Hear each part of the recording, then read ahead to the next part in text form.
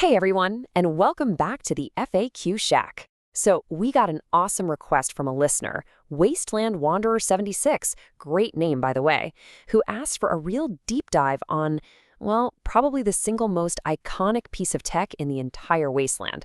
So today, yeah, you guessed it, we're powering up and climbing into the world of Fallout's power armor. You know, Paladin Dan's from the Brotherhood of Steel, he just hit the nail on the head with this one. Feels like you can take on the world in there, doesn't it? And honestly, he's absolutely right.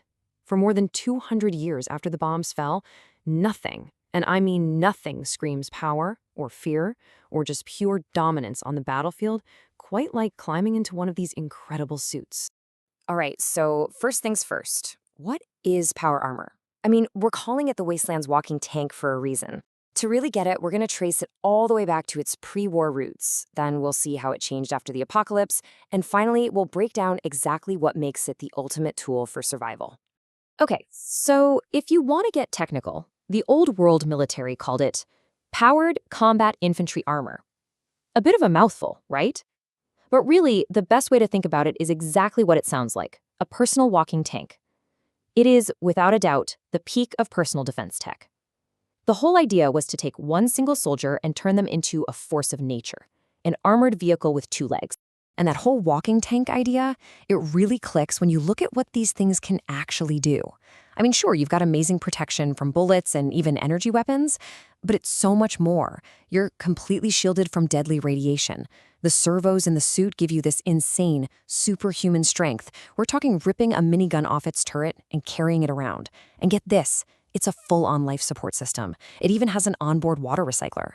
You could literally survive 4 weeks in one of these things. It's the whole package. So where did this incredible piece of tech come from? Well, it didn't just pop into existence. Its story begins back before the Great War, during a pretty desperate time. The world was running out of resources, and the big conflict between the US and China was heating up like crazy. It all kicked off in 2065. The US military was in a real bind. They just couldn't build traditional tanks fast enough because of resource shortages. So they came up with this wild idea. What if we make the soldier the tank? Development was pushed into overdrive. And just 2 years later, in 2067, the very first model, the T-45, was deployed on the Alaskan front against Chinese forces. The progress from there was just breakneck. By 2076, the much better T-51 model was sent to mainland China and completely turned the tide of the war. And then, just months before the world ended in 2077, the even more advanced T-60 started rolling out. Talk about a close shave. In that jump from the T-45 to the T-51, it was huge. Think of the T-45 as the rough draft. It was the first one out the door, a symbol of American power for sure, but it was clunky, not very mobile, and it just devoured its power cells. The T-51, though, that was the real deal. It was the pinnacle of pre-war tech. It outperformed the T-45 in literally every way, made of advanced composites and way more power efficient.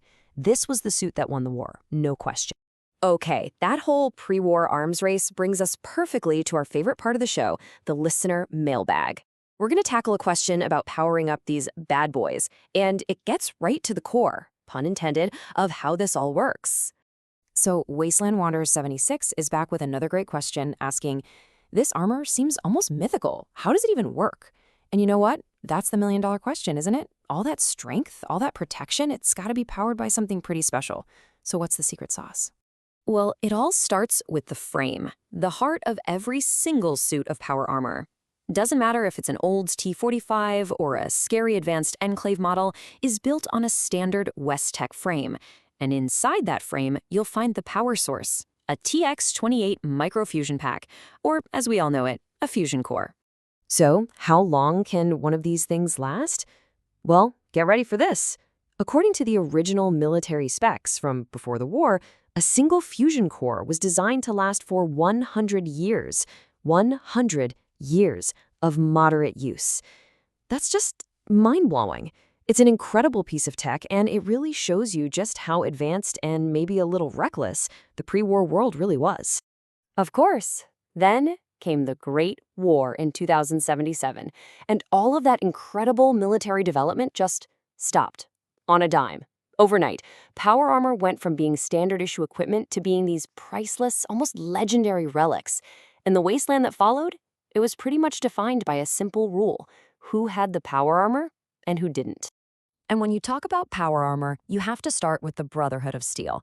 These guys are basically descended from the pre-war US military, and their whole deal is hoarding and preserving old world tech.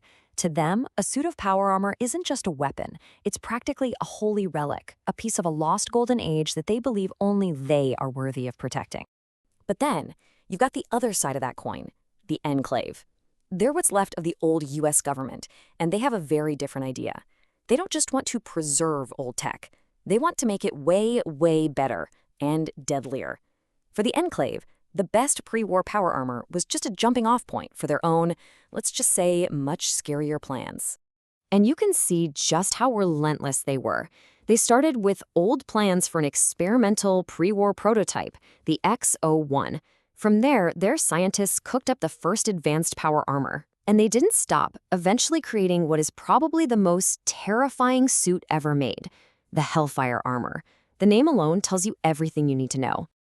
Okay, so we've got the history, we've got the major players fighting over it, but what is it actually like to use one? Well, funny enough, how you do that has actually changed a lot over time. See, in some of the earlier stories from the Wasteland, you kind of just put it on. I mean, you needed special training, but it was basically like wearing a really, really heavy coat of armor.